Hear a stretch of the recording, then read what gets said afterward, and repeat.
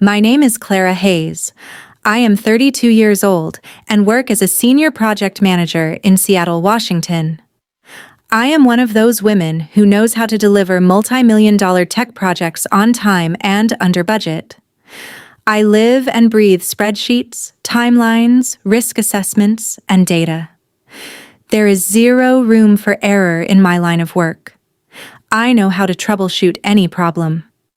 But at this moment, as I stood just outside the living room of my own house, I was not holding a project file. I was holding a tiny USB flash drive, and inside my chest my heart was pounding so hard it felt like it would shatter my ribs and burst out. Voices drifted from inside the living room. Laughter, chatter, and my mother-in-law Eleanor's sweet, syrupy voice that I had always despised. Eleanor was sitting there, cradling my 1-month-old son, Leo, in her arms. Our close relatives and a few friends were gathered to see the new baby. We call it a sip and see party around here. I stood right by the door listening to every word. Eleanor was speaking to a relative in a hushed, pained tone, saying that Clara just is not well. Her mind is not working right. She could be a danger to the baby. That is why I never let her near the baby alone. Poor Clara, she does not even know what she is doing. I stood there. My chest was on fire. Any normal mother, any normal woman would have barged in crying and screaming. She would have tried to snatch her baby back. But I did not shed a tear. I had dried my tears a long time ago. I took a deep breath, slipped back into my project manager mode, gripped that flash drive tight in my fist, and stepped into the living room. But to understand what I did in that moment, I have to take you back a little, back to the very beginning, where the foundation of this betrayal was laid. Welcome to Bookbite Studio, where quiet people finally say the things families always pretend not to hear. If you have ever given your all and received nothing but betrayal and humiliation in return, then this story is for you. If you are listening, let me know in the comments where you are tuning in from. The ending of this story will force you to realize that sometimes silence is the ultimate weapon. Mark and I had been married for 4 years. Our life in this beautiful city of Seattle was going incredibly well. I was thriving in my career, and Mark is a highly successful architect. Together, we had bought a gorgeous house. Everything was picture perfect, except for one thing: my mother-in-law, Eleanor. From the very beginning, Eleanor has been the kind of woman who loves to control everything. She never insulted me to my face. She always delivered her jabs wrapped in a sweet voice. Whenever our family gathered for Thanksgiving or Christmas, Eleanor always had some remark ready to put me down. I remember when I got my first big promotion. I had successfully launched a highly complex software project. Mark was thrilled and threw a small dinner party for the family. Eleanor raised her wine glass in front of everyone and said with a smile, "Clara's career is doing so well. I am so proud of her. But I just do not know how the poor dear will manage a home and a family." After all, how can women who spend 12 hours at the office ever be good mothers? There was always a hidden meaning in her words. She wanted to show the world that I was a ruthless, ambitious, and selfish woman who could not care less about her family. When I got pregnant, I thought maybe our relationship would finally improve. After all, I was about to give birth to her grandson, but the exact opposite happened. The moment Eleanor found out about my pregnancy, she decided to bulldoze her way into our lives. She started interfering in everything: what color the nursery should be painted, where the baby crib should come from. She even tried to replace my top-tier Seattle pediatrician. She claimed my chosen doctor was too modern and that babies should only be raised using traditional methods. I had read a mountain of books during my pregnancy. I had planned everything down to the last detail. But Eleanor started dismissing every single plan of mine. When I had my baby shower, she invited a bunch of guests I did not even know. She bought clothes and toys that I had explicitly said no to. When I tried to gently explain things to her, she started crying in front of Mark, claiming that I did not consider her a part of this family. Mark, who loved his mother dearly, often brushed these things off. He would say, "Clara, she is just excited. Do not take it to heart. She just wants to help us out." Then came the day Leo was born. The labor was incredibly long and agonizing. After nearly 24 hours of excruciating pain, my beautiful baby boy came into this world. When I held him against my chest for the first time, it felt like every worry, every ounce of pain in the world had just vanished. I just looked at him and cried. That moment was the most beautiful thing I had ever experienced, but I was going through postpartum recovery. My body was aching, and I could barely sleep. I desperately needed a support system. Mark asked Eleanor to stay at our house to help me out. I thought maybe she genuinely wanted to help. A new mother needs all the support she can get at a time like that. But little did I know, she was not there to help me. She was there to prove to me, and to my husband, that I was a terrible mother. For the first few days, everything seemed fine. She cooked. She cleaned the house. But slowly, Eleanor started taking total control over Leo. Whenever Leo cried, she would sprint past me and scoop him up in her arms. If I said I wanted my baby, she would say, "You are exhausted, Clara. Get some rest. You will not be able to handle him properly." These things started to rub me the wrong way.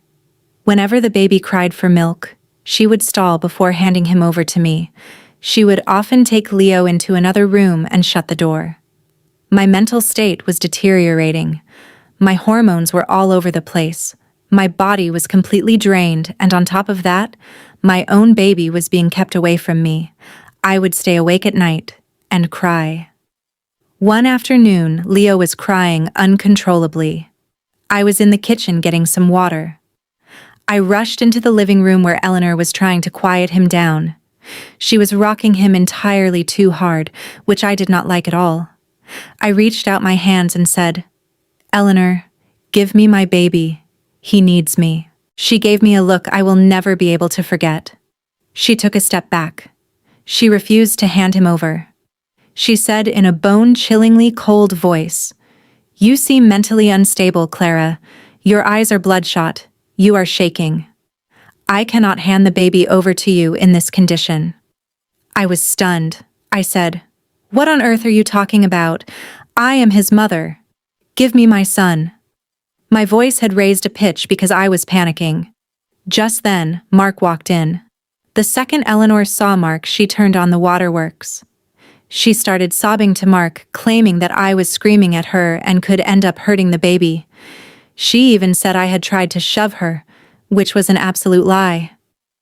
Mark looked at me. There was doubt in his eyes. I was crying. My hair was a mess, and I genuinely looked like a wreck in that moment. Mark said to me, "Clara, go to your room and calm down. Mom will take care of Leo. You are not in your right mind right now." That moment felt worse than death. My own husband, the man I loved more than anyone else in the world, was buying into his mother's lies. My world shattered. Eleanor then set a whole twisted game into motion. She started telling Mark and the rest of the relatives that I was suffering from severe postpartum depression. She told everyone that I was not feeding the baby properly at night, that I was constantly enraged, and that I was threatening to throw Leo away. She created this toxic atmosphere in the house where I was treated like a woman who was a walking hazard to her own child. Mark even cut back his time off from work because Eleanor convinced him that she had everything under control. I became a prisoner in my own home. Whenever I tried to touch Leo, Eleanor would magically appear and demand that I wash my hands first, or put on a mask, or claim that my sadness would negatively affect the baby. One night, I was sitting alone in my bedroom. Outside, the Seattle rain was pouring down heavily.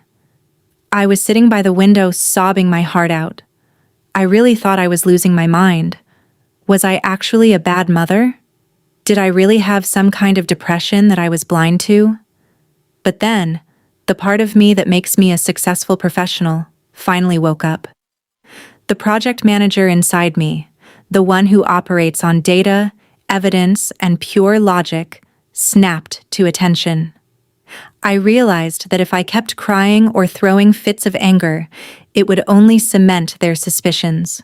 Society always writes off an angry, crying woman as crazy, so I decided that I was going to handle this problem not as a helpless mother, but as a project manager. I stopped crying. I wore a mask of absolute calm. I stopped arguing with Eleanor. I started doing exactly what she told me to do. I let her feel like she had won and that I had surrendered. But on the inside, I was putting in the work. Our house was equipped with a highly advanced smart home security system.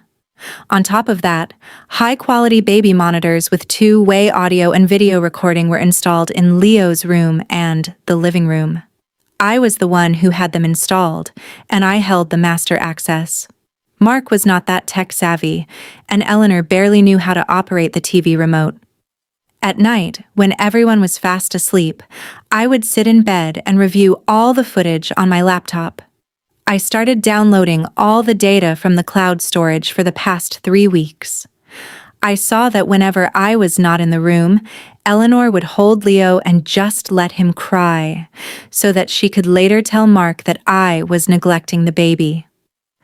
I pulled several video clips where Leo is wailing, and Eleanor is comfortably lounging on the couch, chatting on the phone with her friends. One day, I hit the jackpot. Eleanor's iPad was left open on the kitchen counter. She had gone to the restroom. Her iMessage was open on the screen, and she was in the middle of a chat with her sister, my Aunt Margaret. My eyes landed on the screen, and my blood boiled. I quickly opened my phone camera and snapped pictures of the entire conversation.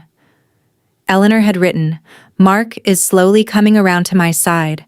I have convinced him that Clara has lost her mind." Margaret had replied, "Do you think he will divorce her?" Eleanor's response was, "Divorce is a long way off. I will prove that Clara is unfit to get custody. We will have her committed to a mental facility. Then I will raise Leo my own way." This Clara never wanted to be a mother anyway. She only loves her job and her money. I am going to stay in this house, and this baby is mine. Reading those words killed whatever ounce of humanity I had left for that woman. She did not just want to humiliate me, she wanted to steal my child. She wanted to take my place with my husband and my baby. I created a new folder on my laptop. I named it Project Leo. In that folder, I saved screenshots of all those chats, video footage, and those audio clips from the baby monitor where she was poisoning Mark's mind against me. I organized every single piece of evidence by date and time. In one audio clip, she was telling Mark, "I saw Clara staring at Leo in a really weird way today. I am terrified, Mark, that she might smother him with a pillow." Hearing that gave me goosebumps. She was trying to frame me as a murderer. I prepared every piece of evidence as if I was about to give a massive presentation to the board of directors. This was going to be my masterstroke. I knew exactly when to deploy it. I was not going to waste this on some small argument. I needed to do this in front of everyone so she would not have any room to lie or hide. And then the day arrived. Leo had turned 1 month old, and Eleanor had organized a sip and see gathering. Without my permission, she had invited about 25 people to our house: Mark's friends, his extended family, our neighbors, and some women from Eleanor's kiddie party. Eleanor had planned the entire party just to show everyone how great she was and how she was holding this household together. The party began. Everyone was seated in the living room. It was drizzling outside, but inside there were designer lights and floral arrangements. Expensive appetizers were lined up on the dining table.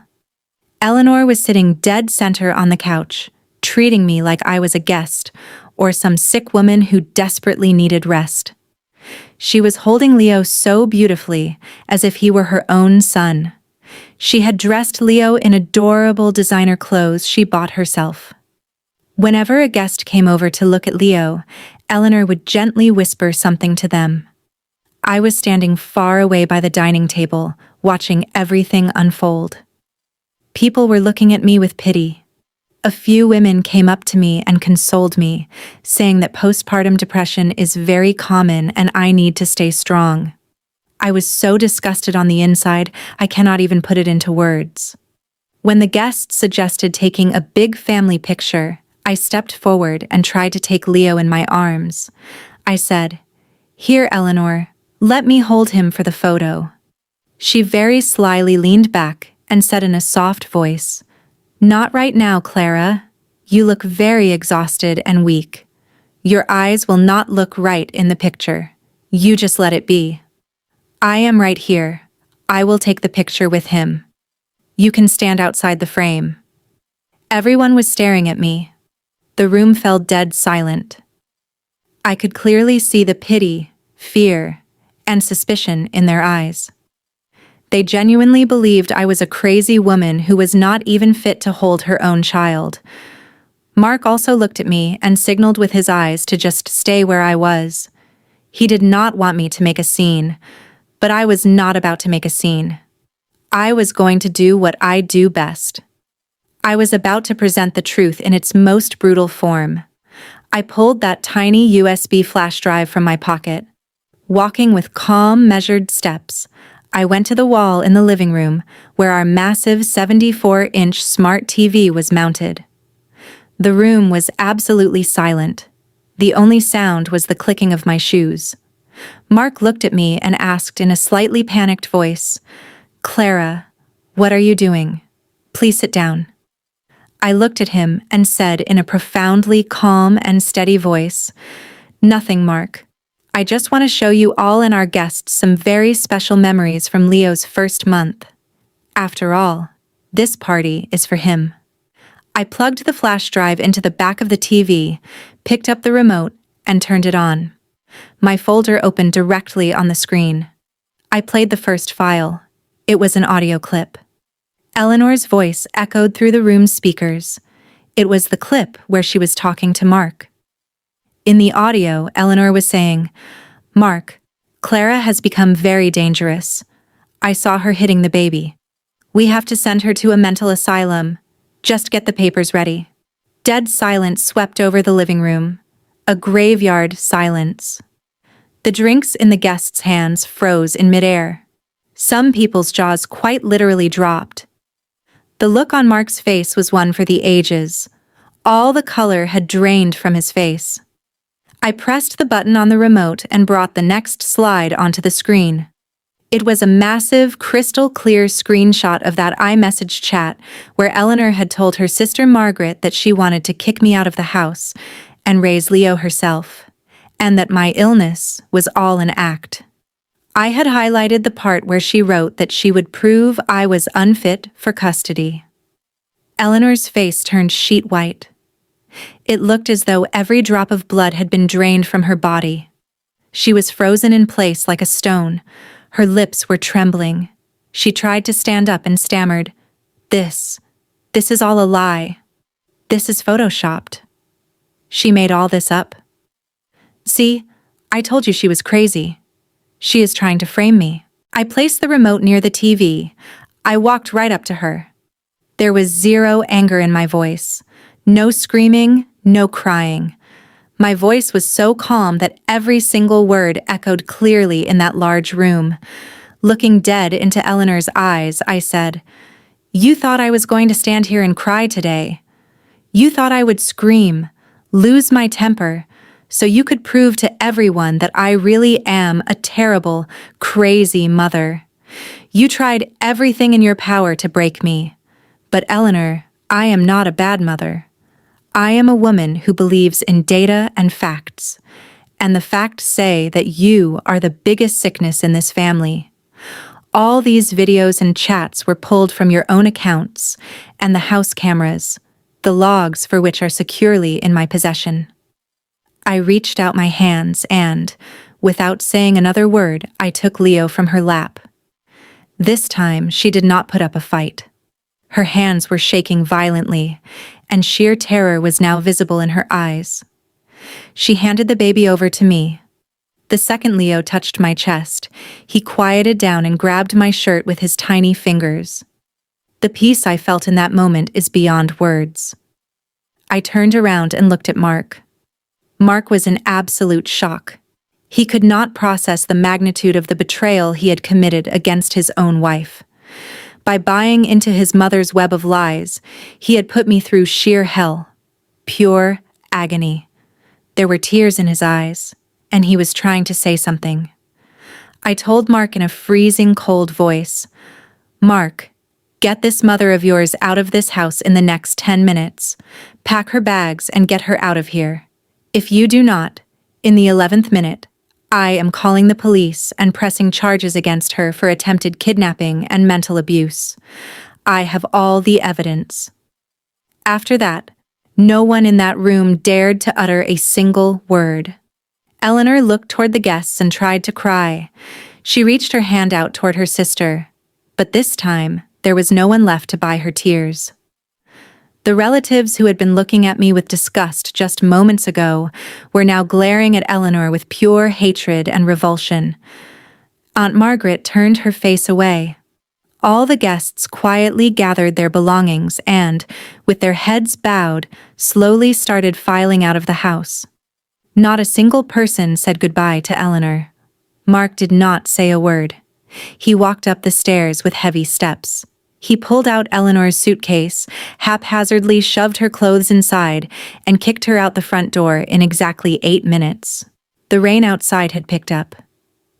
Eleanor stood outside with her suitcase, crying, but I showed zero mercy and slammed the door right in her face. It has been a full 6 months since that day.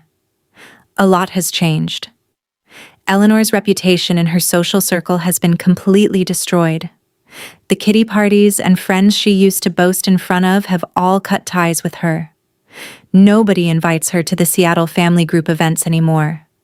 Her ego has been entirely shattered. Mark still apologizes to me every single day. He has not been able to escape the crushing guilt of doubting me. He is in intensive therapy 3 times a week to unpack how his mother had manipulated his mind since childhood, and how he had left me entirely alone in my darkest hour. We are still married. We are trying to make it work, but it might take a very long time for that old trust to return. I made it crystal clear to him that Eleanor is never to come anywhere near me or Leo ever again. As for me, I sleep peacefully at night now. My career is back in full swing. I manage my projects from home. I often sit by the large glass window in my living room in the evenings. You can see the beautiful view of Mount Rainier in Seattle outside. I hold my coffee mug in one hand and keep my son Leo hugged tight to my chest with the other. He has grown so adorable and smiles whenever he looks at me. I learned a massive lesson from this entire ordeal. I learned that when people try to tear you down, when they question your character and set out to prove you are crazy, there is absolutely no need to scream or defend yourself. Crying and begging only gives them power. You just need to stay calm, gather your evidence, and stand before them armed with the truth. The truth does not need screaming or drama. The truth comes with its own undeniable proof, enough to shut anyone's mouth for good. If you liked my story and you also believe that you should always stand up for your rights and self-respect with calm strength, then do not forget to like this video. And for more heart-touching, real, and profound stories like this, be sure to subscribe to Bookbite Studio. See you in the next story. Until then, take care of yourself and your loved ones. Thank you.